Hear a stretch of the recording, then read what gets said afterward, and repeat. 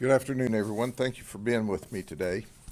The case I'm going to talk to you about is the ongoing saga of illegal immigration and the efforts in order to remove people that are not supposed to be in this country. Let me introduce you to Dennis Miranda. He's 21 years of age. Do you notice that he's standing there smiling along with our deputies? Well, let me tell you about Dennis. He's from Nicaragua, and in 2021, he was stopped by Border Patrol as he was coming into this country. This was the Biden administration, so they gave him a court date and they released him. That's right, catch and release.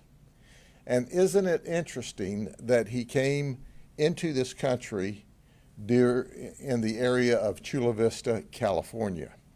So in 2021, he's in this country illegally. He's caught and released as opposed to being taken into custody, and proceedings began at that time. Let's fast forward to July of 2024. He's arrested in Galveston, Texas for DUI. Apparently, he doesn't show up for court. Now, I don't know whether or not Galveston reported him to ICE when they arrested him for being in the country illegally or not. I can tell you in 2024, we always reported people to ICE that we came into contact with. In fact, we did a daily report of everybody we arrested so that they could interconnect it with their database. So I'm going to presuppose that happened in Galveston, Texas as well. But not only did they not hold him when he was arrested by the local authorities, he was released apparently on bond or promised to show up at court. Did he show up at court? No, he didn't show up at court. So Texas issued a warrant for his arrest. However, it is a no extradition warrant, which simply means if they get outside of the jurisdiction, whether that's the state or the county, then if you come in contact with this person, they will not take them into custody on those particular charges. So in 2024, he's arrested for DUI. He fails to show up. There's an outstanding warrant, and he disappears again. Now I want to bring you to Polk County, Florida. This morning, HSI detectives, investigators, special agents have a lead that he is at 1009 Buccaneer Drive in Lakeland. Now, I must tell you that Buccaneer Drive is a pretty rough area. So they send two agents by themselves to Buccaneer Drive because they have information that he's there, and now there's a warrant for deportation. So the agents set up, and sure enough, they see him get in a vehicle with two other people and leave. They follow him out to Reynolds Road, which is on the east side of Lakeland, and they perform a traffic stop. The truck pulls over. They determine Dennis is in the passenger side of the truck. The female ICE agent or HSI agent is on that side of the truck. So the male ICE agent walks around from the driver's side to the passenger side, where they immediately inform him that they're going to take him into custody. And he tries to run. When he tries to run, then the male agent grabs him and goes to the ground with him. And a scuffle ensues. I'm told that the fight lasted about 5 minutes. Now, ladies and gentlemen, a 5-minute fight is a long time. During the fight, finally, the female ICE agent is able to spray with pepper spray, and Dennis turns loose of the ICE agent, who he has successfully gotten on top of and is holding down. Then Dennis Miranda jumps up and he runs into the woods. The HSI agents chase him into the woods until they lose sight of him. and ultimately some in the sheriff's office. We sent a legion of people. We send a helicopter. We send drones. We send canine. We send supervisors. We send deputies. So we're creating a walled off area in efforts to take this guy into jail, who's now not only wanted on his deportation order, but now he's committed a battery on a federal agent. That is a third-degree felony, except he's illegal, which makes it a second-degree felony. It's serious. And now we know that our male agent has an injured shoulder. I don't know the extent of whether it's just dislocated, but he's injured and he has to be transported to the hospital.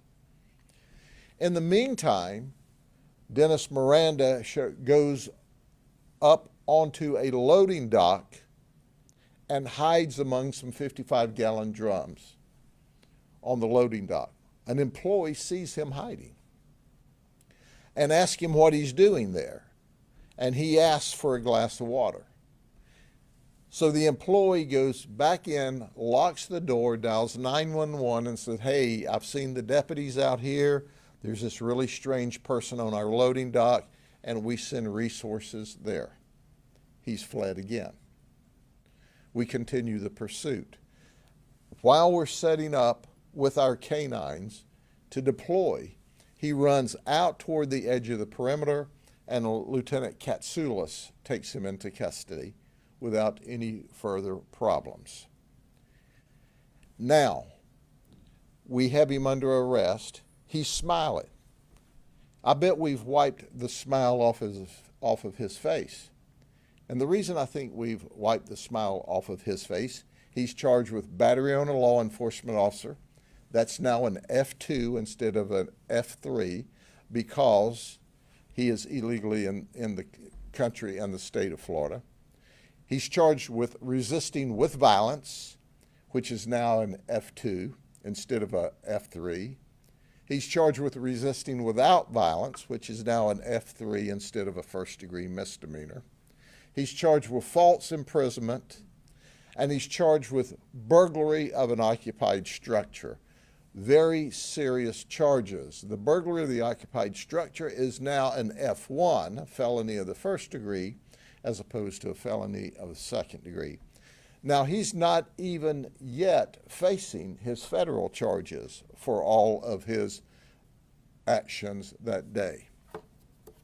So here's what he looks like after he's under arrest.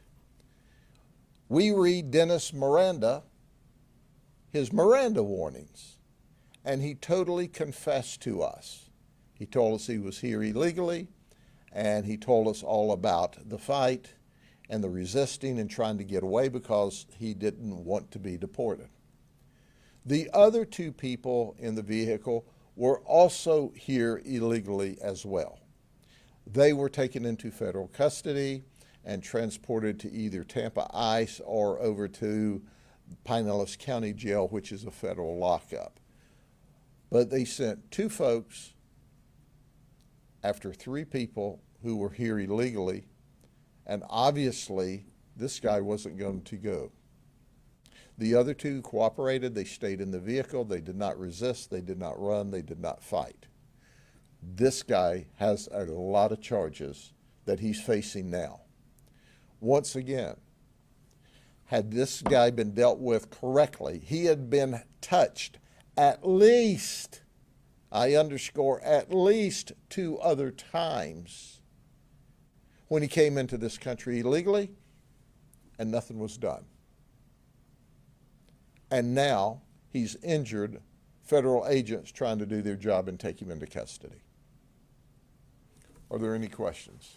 Sheriff, how does that make you feel, that he had other instances to be taken into custody before he came in? Well, it's a clear indication that the system, as I've said back for years, is broken. The federal immigration system is broken.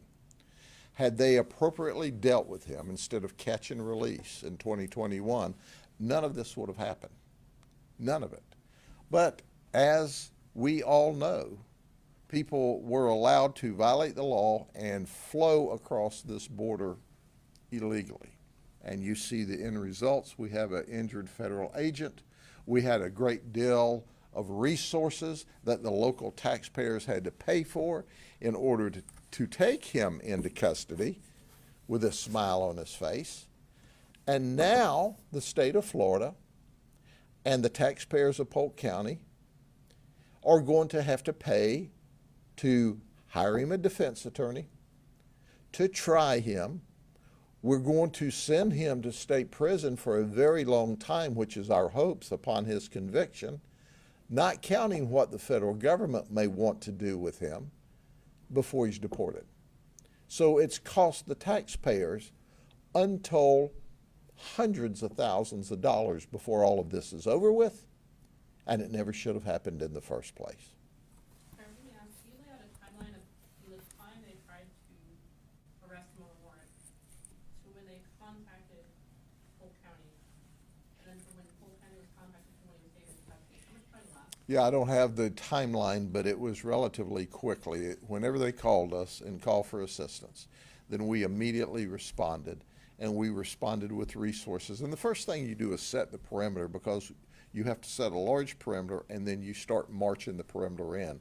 What helps speed it along is when the employee of the business noticed this guy was, ostensibly in their business hiding, and notified us, which sped the process up. So I don't know the exact times, but we can get that to you. He was taken into custody rather quickly.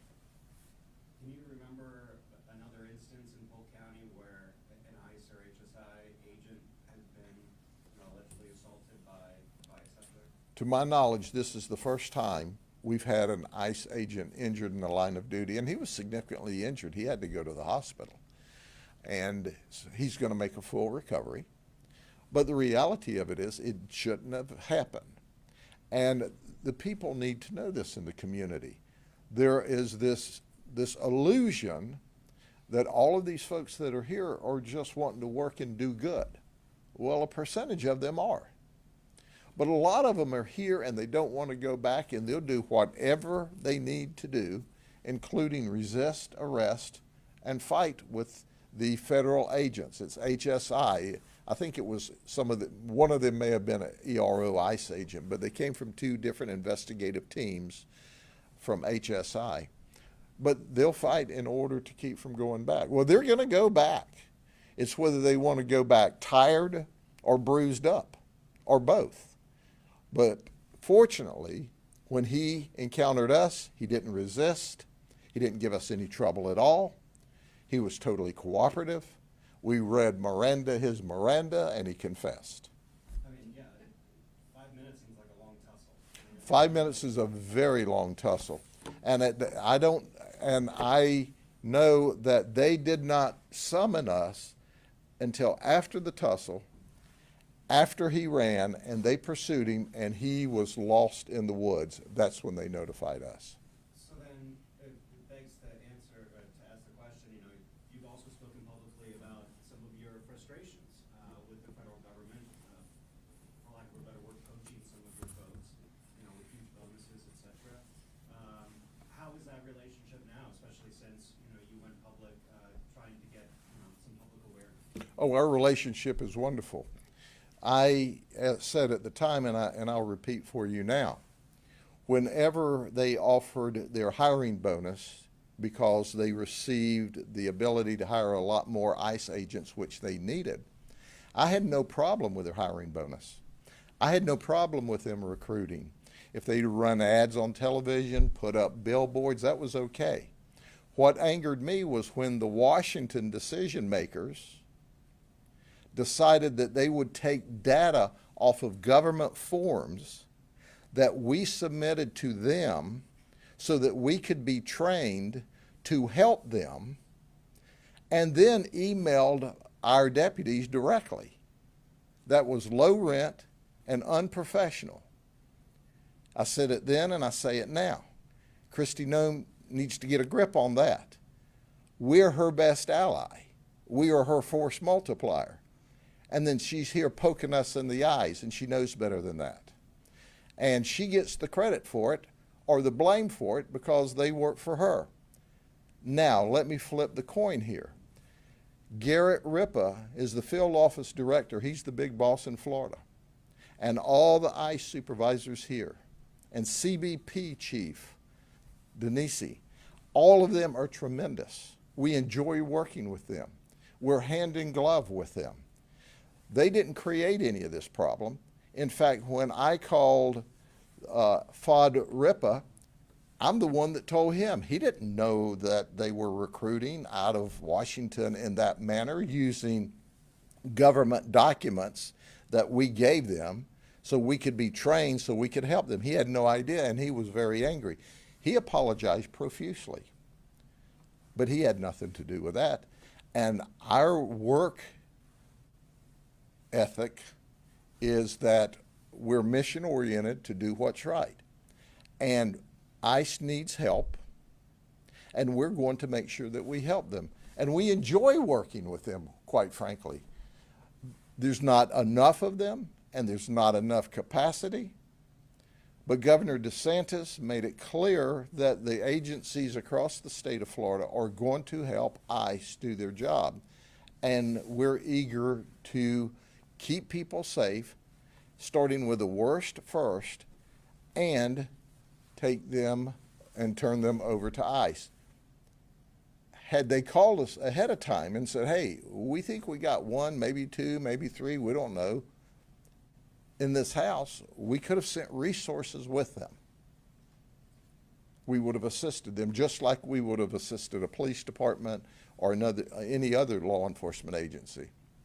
Okay? Can you describe the distance that he ran through the woods until he got to that business? Do you know, I don't know how far it is, but I think it was right, I'm familiar with the area. I believe it was across the street, so what I believe he did was ran across the road into the woods, and then he circled back and got onto the loading dock at the business, and that's where he was discovered. Then he broke and ran again. Can I also ask, and this may be out of your jurisdiction, which I totally understand, but you said that they used pepper spray. Why weren't more lethal actions taken to try and apprehend this person? If a 5-minute fight and you got 2 agents, I don't understand why 2 agents can't get one person down. Well, they've got 2 other people to worry with at the same time. So it's not like you can just focus on this one person. You also have to be concerned about the others breaking out on you at the same time. So they absolutely had their hands full. And they did a remarkable job. They stayed in the fight, and even with a dislocated shoulder or a broken shoulder or significant injuries, he still stayed in the fight and chased the man down while they were calling for help. So they were just overwhelmed, because they had 3. Fortunately, the other 2 did as they were instructed. But here's the issue. The issue is that ICE needs help, and we're willing to help. There is a capacity issue. But make no mistake about it. If you're here in this country, in this state, and certainly in this county illegally, and you're violent, you violated the laws, we're going to take you into custody. There's a warrant out for you for deportation. There's about 1.5 or I've heard 2 numbers, 1.4 and 1.5 million ICE warrants in the National Crime Information Center nationwide. A proportion of those, and I don't know what that is, are in this state. So when we find that there's a deportation warrant for you, and or you're violating the law here, and we bump into you through our normal course of business, we're going to take you into custody. Yes, ma'am. Let me ask, you talk about the cost of today's operations to taxpayers, but you also mentioned making sure that he has a public defender, are they constituted for the crimes that have to be being charged with today? Yes. Before deportation? Yes. Most of this cost will be to the state of Florida, because the state's got to provide him with an attorney to represent him, and then the state's got to prosecute him, and upon conviction, then he's got to go to state prison. Then, of course, the county had all the resources that we had to put in place to take him into custody after he fought with injured, resisted arrest, and fled from the two HSI agents. So the bottom line, it's the cost of doing business. But it's business that we should not have had to have done had the federal government done their job the right way in 2021. I guess my question is, why not let him go to ICE custody and let him be deported? He would have gone to ICE custody and been deported until he committed these other crimes. Now, he's going to go to state prison once we convict him. And then when he gets out of state prison for his transgressions, then he'll be deported. But the bottom line is, when you lay your hands on a federal or local law enforcement officer, when you resist arrest, when you commit felonious battery, when you break into an occupied structure, that's serious felonies. And now, your simple, not much of a criminal history that we know of just turned into big-time criminal history, and you created that.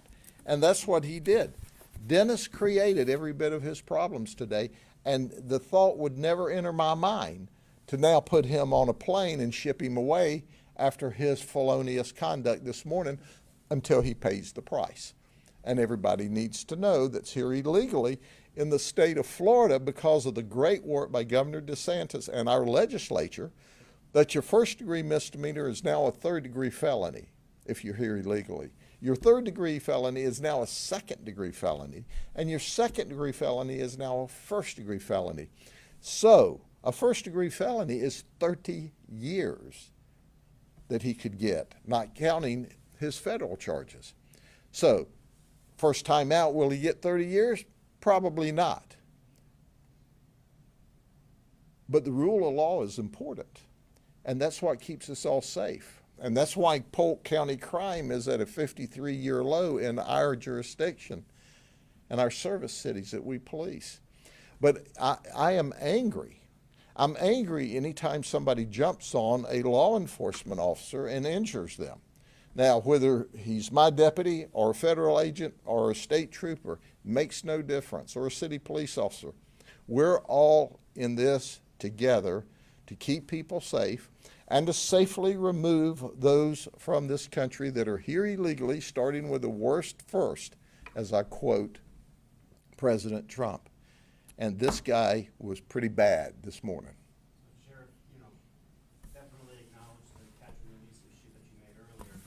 You did say, though, that, in this particular case, it would have been nice to have, to get a call and to be there so you could help them, with this arrest attempt. Is that something you communicated subsequently to ICE here locally? Like, why didn't you call us? We could have helped you. Do you know, I have a very close working relationship with the ICE supervisors, and I cannot say enough good things about them. And certainly we will have that conversation again. They already know, and we've already espoused to them, look, if you're going to a home and you have a warrant and you ask for backup, we will go there and back you up while you do your federal job. So they decided not to do that on this occasion. I don't know why. But the bottom line is they don't have to notify us. What we do know, anytime you have a show of force, you're less likely to have resistance. And that's not just for this, that's for any when you're dealing with anyone that has a proclivity to violate the law or be dangerous. And this guy just wanted to get away. And he was going to do whatever he needed to get away.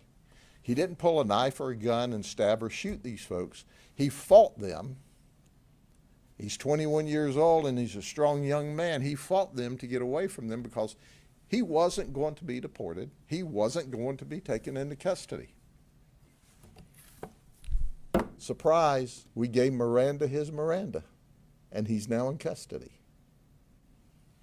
Do you know if any body-worn camera was recording at the time that been taken in for your investigative? Our investigation is still ongoing, and we will gather up any camera footage that's in the area, and we're still working with the federal government to get any camera footage they may have had.